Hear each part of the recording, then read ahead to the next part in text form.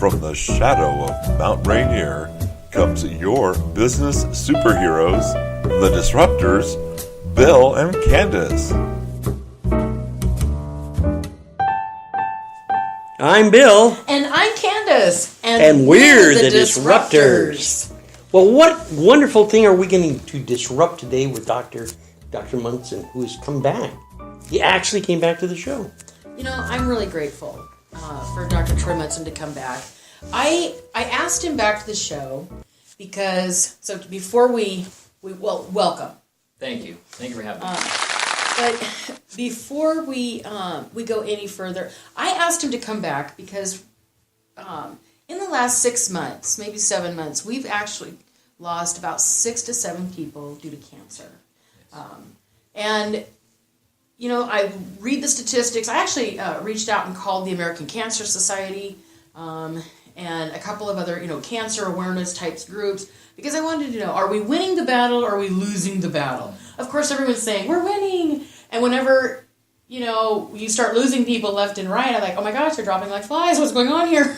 And it's a personal subject for me. And we have, I have 2 individuals. One's really close to me that's passing away due to cancer. And I have another one that I know is on hospice through a friend. And they're passing away due to cancer. So that's 2 more. Yeah. And Bill lost his wife. Yes, I did, to cancer. And correct. So it's not just a topic, but it's a personal topic. And I cannot imagine that as we continue to age and travel and journey this lifetime, that we're gonna not see individuals in our lives pass to this. And so there's a lot of frauds, there's a lot of misinformation, and there's a lot of great information that's out there.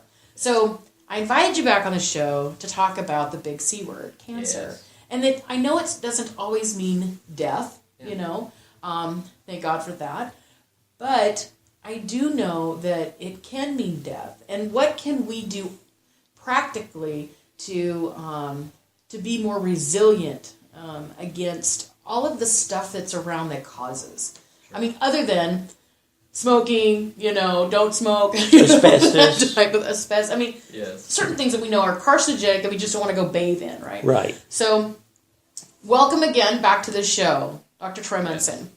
Well, thank you. And again, this is a topic that is tough for a lot of people because there is an enormous amount of fear around cancer. And there is. Having helped my dad win the battle against lymphoma, and after 10 years finally succumb to a skin cancer metastasis to the lungs and liver, we lost him as well a couple months ago. And, as I work with people from every kind of style, I guess, or every walk of life, I have to realize sometimes my goal as a wellness provider, as somebody who strengthens people, is sometimes I prepare them for death. Mm-hmm. Sometimes I have to be okay with that. Sure. And so I'm not going to say that, hey, cancer isn't a killer, but I'm definitely going to say that it doesn't have to be the end as we know it. And we don't have to have this fear any longer about it because we're starting to realize that cancers come and go in the body all the time. Wow. And we never realize it. I've read so many stories about people who had tests, routine medical tests, never looked at them. Years later, something happens and they have these tests again and they are told that they have cancer and in 6 months they're dead. But they realize after they died that, they had these tests, I wonder what it looked like then. And when they go back 5, 6, 7, 8 years before, it looked exactly the same as when they had the new tests. It wasn't growing. It wasn't doing anything. But as soon as they consciously believed they were going to die, what did they do? They died. They died. Mm-hmm. And so, famous cancer doctor Bernie Siegel is profound at what he is taught. I remember in '95 listening to him talk, and he mentioned about a 36-year-old man who was diagnosed with cancer and given 6 weeks to live, and he died 6 weeks to the day. They went in an autopsy and they realized he had no cancer. It was a misdiagnosis. Oh. Wow, that's nice. But he still died. Holy Why did he die? Mentally gave up. Because he believed him and he gave up. And so I'm here to tell you that you never, every battle, every athletic event, everything in life is mental. It's 90% mental. Wow. And so who cares about the big C word? Who cares how many people have died? You're not a statistic. I'm just going to tell you that right now. And if I ever told somebody that this is a tough one, you know what? Shame on me. Because everybody, there's not a condition out there that somebody hasn't remissed to. So that's at least my preamble to this topic. But I want at least explore cancer as we've known in the healthcare realm of what is helpful and what we believe may be some really primary causes and what we can do to strengthen some things. Now, you ask anybody, what should you do to be healthy? What are they going to tell us? Eat right, Sure. exercise. Get plenty of sleep. Talk to Bill. Yep. Talk to Bill. That really gives them a lot of reason to quit. I don't know, get medical testing done. I mean, go to your yearly exams, physicals, and things of that nature, yeah. So there are actually 6 pillars of health. And so some will say 7. I'm just going to say there's six primary things. And we just list them in terms or order of importance. First thing, if I suck every ounce of air out of this room, what are you guys going to want about 10 seconds? Air. You're going to want air. I want air right now. You're like, air, great. So we know air is important, and it probably shouldn't be filtered through something that's burning on the end. Let's just be honest, okay? Yes. So I know she said something. Yeah, exactly. Okay. Cigars, marijuana, any of the above. Nice big bowl, yeah. Yeah, exactly. And so we would like clean, pure air. Our air is obviously getting more and more not so good. And so, that's going to be a stressor on the system. The next is we need water. We can survive about 3, maybe at most 7 days, depending on the climate, without water. And then we're done. But 3 days is about it. Food. How long can we go without food before we die? If we just had water? A couple of weeks? At least, yeah. I think, over 40 days. I think a couple of months, really, depending upon your storage. Sure. Your storage will depend. Well, then I'm good until 2018. 40 days is about the minimum. We can go 40 days. That's pretty impressive without food. Think about that. That is impressive. But food becomes important. I tell people, and they say, well, my doctor said food isn't important. I said, oh, really? Why don't you just stop eating then? Maybe it is a little important then. Let's not be silly here. Food is important. And so what kind of food and how we're eating it and how it's prepared becomes vitally important. And then after food, now we get to things like a well-functioning nervous system. Ah.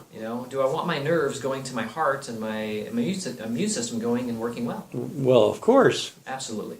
So if you have pure air, pure water, pure food, and a well-functioning nervous system, how are you going to feel? Well, you're going to feel a lot better. You're going to feel pretty darn good. What are you going to want to do with that feeling goodness? Well, the first thing I'd want to do is go over to Candace's and find out how come her chicken talks. There you go. See? That's one thing you can do. Yeah, Mandy talks. I have magical chickens. Yes.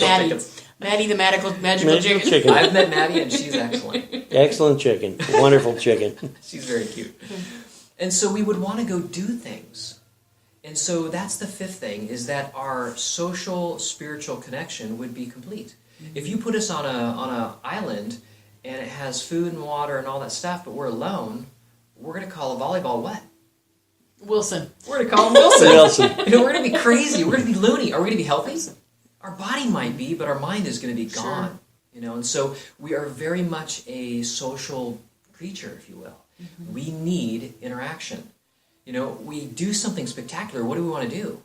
We want to tell everybody. Why do we think social media is so important to us? Yeah. It's how we connect. Because we're all happening. Exactly. That's right. And so we have these things that are happening. Now, I tell people, I said, if you have pure air, pure water, pure food, well-functioning nervous system, and you have social, spiritual relationships, you got 5, but you don't ever sleep. How good are you functioning? Not well at all. Not well at all. So we need good, solid sleep. That's the 6th. Okay? So those things are what make our body what it is. Now, those things aside, let's say our food now, which is the big primary thing, what is the biggest majority? We watched cancers start to increase when we started messing with things like fats. Isn't that interesting? Yeah, that is. So when vegetable fats started coming in, a lot of omega-6 fats, we watched cancer rates really go up. Do you happen to know what year that was, just off the top of your head? It's in the 40s and 50s when that started That's what I happening thought, more. but I wasn't Yes. for sure. Okay. Yep. And we started realizing that fats become absolutely vital to our body. And what's hard is that most of the process to get foods to stay on the shelf for a long time, we have to heat the tar out of it. Very And true. We end up creating rancid fats in a lot of our foods, which is very detrimental to our body. It really, what it does, it starts to decrease our hormone capability and our glandular capability, which is where a lot of our enzymes come from. Why has that become important? Now, here's a mind-blowing fact. If you go to any natural doctor who has any kind of wherewithal, and he's got a cancer client, he's going to do high enzyme therapy with them across the board. Why would he do that? What has a voracious appetite in the human body?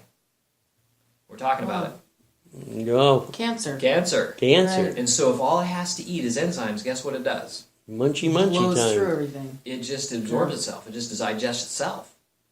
And so a lot of blood vessels within that cancer. You know, there's a lot of research trying to be done to stop blood vessels from growing so they can starve the cancer out. And that's a great idea. But if you feed enzymes, you end up helping tremendously, just simply letting the cancer start to implode upon itself. So who produces most of the enzymes in our body?